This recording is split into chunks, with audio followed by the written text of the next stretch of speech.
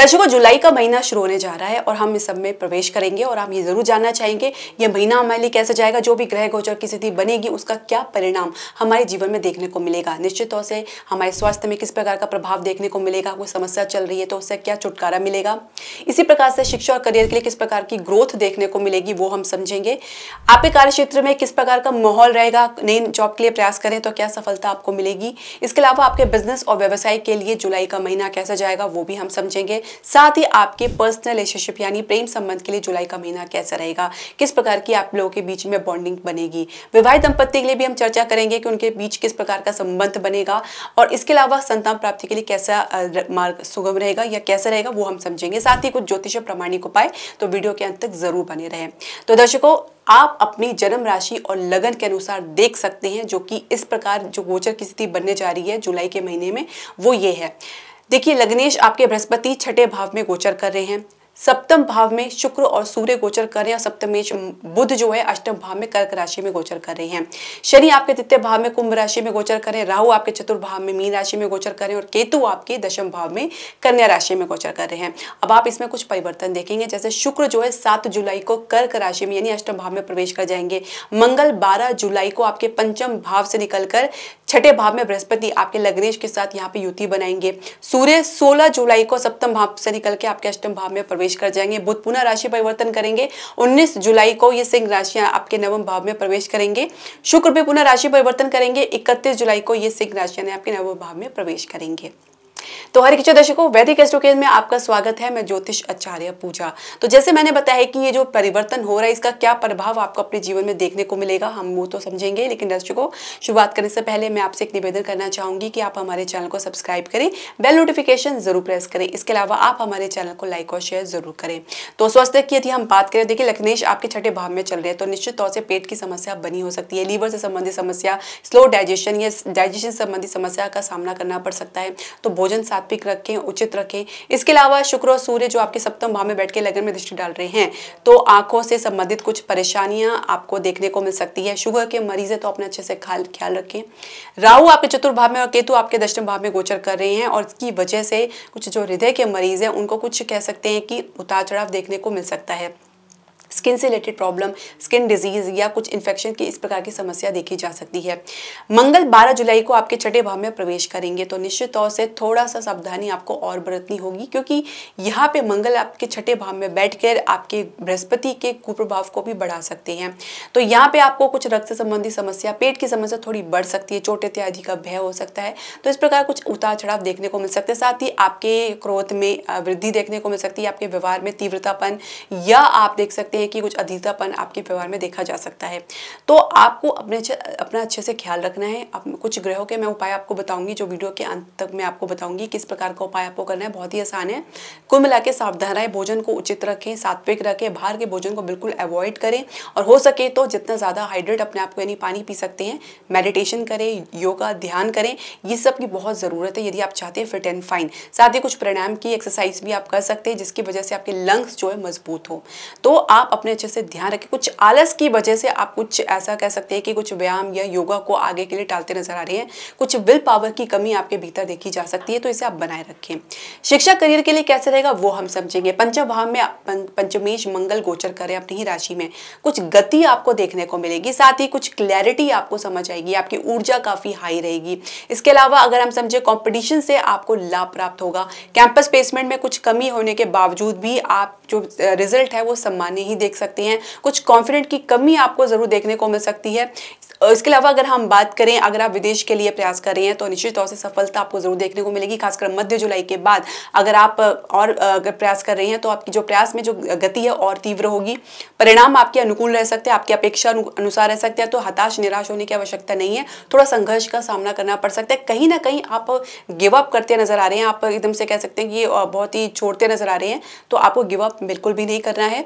अपने भीतर आत्मविश्वास को बनाए रखें, मंजिल आपको जरूर मिलेगी, थोड़ा आपको चलना ज्यादा पड़ सकता है। इसके अलावा करियर की शुरुआत करने जा रही है तो देखिए छठे दशम भाव में आपकी केतु बैठे हैं। दशमेश जो है वो जो बुध है अष्टम भाव में बैठे हैं, तो स्थिति अभी फिलहाल आपके पक्ष में तो बनती नजर नहीं आ रही है। कैंपस प्लेसमेंट भी कुछ ऑफर मिलते हैं या इंटर्नशिप पे कुछ ऑफर आपको मिलते हैं, तो शुरुआत में थोड़ा विलंब आपको देखने को मिल सकता है। कह सकते हैं कि कुछ स्टेबिलिटी की कमी या स्थिरता की कमी देखी जा सकती है, जहां पे आपको ऐसा लग सकता है कि आपको आपके काम के अनुसार माहौल नहीं मिला या ऐसा आपको वर्क प्रोफाइल नहीं मिली जहां पे आप अपने काम को जो जिस फील्ड में आपने एजुकेशन हासिल करी है उसके संबंधित कुछ काम आपको करने को मिले। इसके अलावा आपके भीतर काम के प्रति असंतुष्टि भी देखी जा सकती है, यानी सेटिस्फेक्शन की कमी देखी जा सकती है, कुछ रुकावट या अवरोध भी देखा जा सकता है, यानी कि आपको कुछ ऑफर मिला है लेकिन आपको ज्वाइनिंग करने में भी समय लग सकता है या वहां से कुछ कॉल आपको आने में विलंब लग सकता है। तो इस प्रकार की समस्या देखने को मिल सकती है, कुछ समय लग सकता है। लेकिन जैसे ही बुध आपके दशमेश आपके कह सकते हैं कि 19 जुलाई को सिंह राशि में प्रवेश करेंगे तो स्थिति सामान्य होती नजर आएगी। थोड़ा सा आपको एडजस्टमेंट करना पड़ सकता है, क्योंकि बहुत जरूरी है, एडजस्टमेंट आपको करना ही पड़ सकता है। कहीं ना कहीं आप इससे पीछे हटते नजर आ सकते हैं, आपके मन में दुविधा रह सकती है, हताशा, निराशा, निरस्तापन रह सकता है, जिसकी वजह से आप बहुत जल्दी डिसीजन ले सकते हैं। इससे आपको बचना होगा। तो आप अपने मन में धैर्य बना के रखें, स्थिति जरूर परिवर्तन होगी। आप मध्य जुलाई तक इंतजार करें, मध्य जुलाई के उत्तरार्ध यानी उसके बाद कुछ आपको स्थिति अपने पक्ष में बनती नजर आएगी। तो बिल्कुल भी इस बात को चिंता बिल्कुल भी ना करें। इसके अलावा अगर हम बात करें आपके कार्यक्षेत्र के नौकरी पेशा लोगों के लिए किस प्रकार का माहौल रहेगा, देखिए केतु थोड़ा काम बिगाड़ रहे हैं और दशमेश बुध आपके अष्टम भाव में बैठकर भी कुछ आपके काम को गति को स्लो कर रहे हैं, काम में अवरोध डाल रहे हैं, रुकावट डाल रहे हैं, ब्रेक दे रहे हैं। किसी कारणवश आप सोच सकते हैं कि आप इस नौकरी को छोड़ सकते हैं, नौकरी छोड़ना भी पड़े। कुछ इस प्रकार की समस्या या परिस्थिति देखने को मिल सकती है। आप बुध के लिए आप ओम नमः श्री गणेशाय नमः का जाप भी कर सकते हैं 108 बार, थोड़ा इनको शांति मिलेगी। कुछ समय आपके पक्ष में नहीं रहेगा, शुरुआत आप इस प्रकार की देख सकते हैं। धीरे धीरे स्थिति जो आपके पक्ष में बनेगी, धैर्य बना के रखिए। लग्नेश आपके छठे भाव में गोचर करें, हालांकि आपके एक पराक्रम में कोई कमी नहीं रहेगी, आप एफर्ट बहुत लगाएंगे, लेकिन कहीं ना कहीं कुछ चूकते नजर आ रहे हैं। कुछ इंफीरियरिटी कॉम्प्लेक्स की वजह से या किसी काम की ज्ञान में कमी होने की वजह से भी किस काम को लेकर आप थोड़ा असमंजस की स्थिति में रह सकते हैं, कंफ्यूजन की स्थिति में रह सकते हैं। और ऐसे में काम को पूरा करना आपके लिए एक बहुत बड़ा टास्क हो सकता है, बहुत चैलेंजिंग हो सकता है, चुनौतीपूर्ण हो सकता है। इससे आपको निपटना होगा। दूसरी बात यह है कि शनि की दृष्टि मंगल पर पड़ रही है, पंचम भाव में मंगल गोचर कर रहे हैं। हालांकि आप बहुत सोच समझ के कुछ काम करेंगे, लेकिन जो भी डिसीजन लेंगे सोच समझ के लिए, जल्दबाजी में बिल्कुल भी ना लें। खासकर आप जो भी बड़ा डिसीजन लेने जा रहे हैं मध्य जुलाई तक, एटलीस्ट आपको 20 जुलाई तक आपको इंतजार करना होगा। उसके बाद अगर आप डिसाइड करें तो कुछ आपको स्थिति में परिवर्तन देखने को मिलेगा। ग्रोथ के चांसेस कुछ अच्छे मिल रहे हैं, कुछ प्रमोशन के चांसेस की शुरुआत कह सकते हैं कि अच्छी होती जा रही है। बट जो प्रॉब्लम आ रही है वो आपकी स्टेबिलिटी में आ रही है, आपके काम में आ रही है, क्योंकि दशमेश अष्टम भाव में गोचर कर रही हैं। यहाँ पे कुछ दुविधा की स्थिति देखी जा सकती है, जहाँ पे डिसीजन लेने में आप थोड़ा चूक सकते हैं और बाद में हो सकता है कुछ पछता भी सकते हैं। उसके बाद शुक्र और सूर्य की भी उपस्थिति आपके अष्टम भाव में होने की वजह से आत्मविश्वास में गिरावट देखी जा सकती है। काम पूरा ना होने की वजह से, रुकावट आने की वजह से धीरे धीरे आपके कॉन्फिडेंस में भी गिरावट देखी जा सकती है। तो कुल मिला के आपको मध्य जुलाई तक इंतजार करना होगा। जुलाई के अंत तक कुछ आप देख सकते हैं कि कुछ अच्छी ग्रोथ या कुछ अच्छे वातावरण, कुछ अच्छा माहौल आपको देखने को मिलेगा, सकारात्मक माहौल देखने को मिलेगा। तब तक शांति अपने भीतर बनाए रखें। नई नौकरी के लिए प्रयास कर रहे हैं तो आपको, जैसे मैंने बताया कि आप यही ऊर्जा लेकर वहां पे भी जाएंगे और यही माहौल आपको देखने को मिलेगा। तो धैर्य से काम ले, कम से कम आप मध्य जुलाई के बाद ही कुछ आप रिस्पॉन्स दे तो ज्यादा बेटर रहेगा। व्यवसाय और बिजनेस की यदि हम बात करें तो शुक्र और सूर्य आपके सप्तम भाव में गोचर कर रहे हैं, सप्तमेश आपके अष्टम भाव में गोचर कर रहे हैं। नए आइडियाज ला रहे हैं, क्रिएटिविटी ला रहे हैं, लेकिन कोई आइडिया फ्लॉप हो सकता है जिसकी वजह से कोई रिस्पॉन्स देखने को नहीं मिल पाएगा और इसकी वजह से कुछ आप कह सकते हैं रुकावट या स्टक महसूस कर सकते हैं। साथ ही कुछ परिवर्तन ना होने की वजह से, कुछ नई चीज, नई टेक्निक ना होने की वजह से आप कहीं ना कहीं किसी परिस्थिति से पीछे भी छूट सकते हैं, पीछे हट सकते हैं। प्रॉपर्टी में कुछ अच्छे ऑफर आपको मिलेंगे, लेकिन सब हवाई हो सकती है। रियलिटी, वास्तविक स्थिति कुछ और रह सकती है। इसके अलावा शेयर मार्केट में एक ठहराव आपको देखने को मिलेगा। बड़ा लाभ तो मिलता नजर नहीं आ रहा है, लेकिन हाँ थोड़ी बहुत बात बनती जरूर आ रही है। फाइनेंशियल सेक्टर मजबूत बन के उभरेगा, लेकिन शुरुआत अच्छे से देखी जा सकती है आपके पक्ष में। उसके बाद थोड़ा उतार चढ़ाव, फ्लक्चुएशन काफी देखी जा सकती है। इसके अलावा अगर आप कहीं पे इन्वेस्टमेंट करने की प्लानिंग करें तो फिलहाल आप कम से कम इस महीने में ना करें तो बेहतर रहेगा। इस महीने को छोड़ के आप अगले महीने में कुछ ट्राई करें तो बेटर रहेगा। फिलहाल जो ग्रह गोचर की स्थिति थोड़ी सी विपरीत पड़ रही है, तो जिसकी वजह से हो सकता है कुछ उतार चढ़ाव आपको देखने को मिले, तो बेहतर ये रहेगा अपने मन में धैर्य रखें।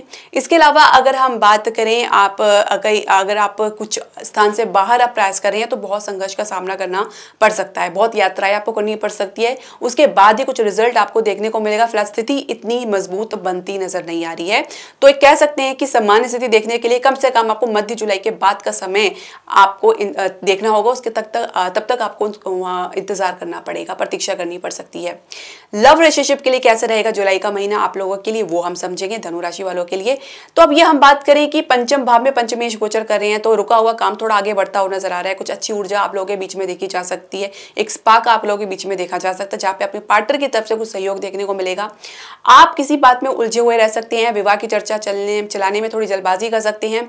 हालांकि परिवार की तरफ से सपोर्ट आपको जरूर देखने को मिलेगा। कुछ ऐसा भी हो सकते हैं आपके परिवार के सदस्य हैं जहां पे आपको आपके खिलाफ कुछ षड्यंत्र करते नजर आ सकते हैं, तो इस प्रकार आपको कुछ स्थिति देखने को मिल सकती है। क्लैरिटी मिलने में थोड़ा समय आपको लग सकता है।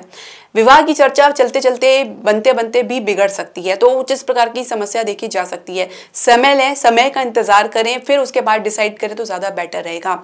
इसके अलावा अगर आप विवाह हो भी जाता है तो एडजस्टमेंट करने में काफी समय लग सकता है, तो एक दूसरे को समय और सहयोगिता देना पड़ सकता है, क्योंकि बिना इसके कोई भी रिलेशनशिप को टिकाना बहुत मुश्किल हो जाएगा आप लोगों के लिए। इसके अलावा जल्दबाजी बिल्कुल ना दिखाएं। आप जिसके साथ कनेक्शन में जुड़े हैं तो उसके ऊपर किसी प्रकार का दबाव ना बनाएं, या हो सकता है पार्टनर आपके ऊपर किसी प्रकार का दबाव या प्रेशर बना सकते हैं।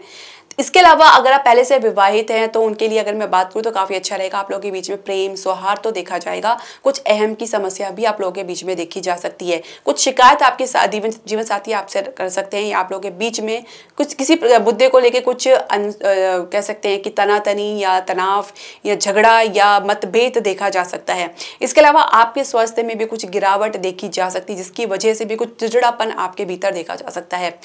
संतान प्राप्ति के लिए यूं तो मार्ग सुगम है, लेकिन कहीं ना कहीं कुछ ट्रीटमेंट का सहारा आपको लेना पड़ सकता है, कुछ मेडिसिन का सहारा आपको लेना पड़ सकता है। संतान पक्ष से भी आपको जो संबंध है आपके काफी मजबूत देखने को मिलेगा। कुछ अच्छा संतोष उनके तरफ से आपको प्राप्त हो सकता है, उनकी कुछ उपलब्धि भी आपको हर्षित और गर्वित कर सकती है। अब बात कर लेते हैं कुछ उपायों की। देखिए, आपको अपने लग्नेश को मजबूती देनी है। लग्नेश छठे भाव में गोचर करें, जो कि बिल्कुल भी अच्छा स्थान नहीं है। यहाँ पे बैठ के लग्नेश जो है आपके शरीर को कमजोर कर सकते हैं, रोग रिपीट की शिकायत दे सकते हो। तो ऐसे में किसी प्रकार कोई लोन लेने से बचें या ऋण देने से आपको बचना होगा। प्रत्येक बृहस्पतिवार को पीली वस्तु का दान करें, हो सके तो आप पीला वस्त्र धारण करें, पीला तिलक लगाएं। इसके अलावा विष्णु सहस्त्रनाम का पाठ अगर आप करते हैं तो आपकी समस्या जल्दी ही सुलटेगी, अन्यथा आप इसी में उलझे रहेंगे। तो विष्णु सहस्त्रनाम अपने में एक बहुत बड़ी कह सकते हैं पावरफुल रेमेडी है। आप इसे जरूर करें, श्रद्धा विश्वास के साथ करें। पूरे दिन में कभी भी शुद्ध होकर आप इस विष्णु सहस्त्रनाम का पाठ या जाप कर सकते हैं। इससे निश्चित तौर से आपको लाभ होगा। आप संकल्प लेके करेंगे तो ज्यादा बेहतर रहेगा, जैसे 11 बृहस्पतिवार या 16 बृहस्पतिवार इस प्रकार का संकल्प ले सकते हैं। यदि आपके अंदर सामर्थ्य है तो आप व्रत भी कर सकते हैं। इसमें बृहस्पति के वार के व्रत में नमक खाना निषेध होता है। इसके अलावा आप मीठा या फीका भोजन कर सकते हैं। इसके अलावा दर्शकों, आपके जो भी प्रश्न, सजेशन या राय है आप हमारे कमेंट बॉक्स में जरूर डालें। हरे कृष्णा।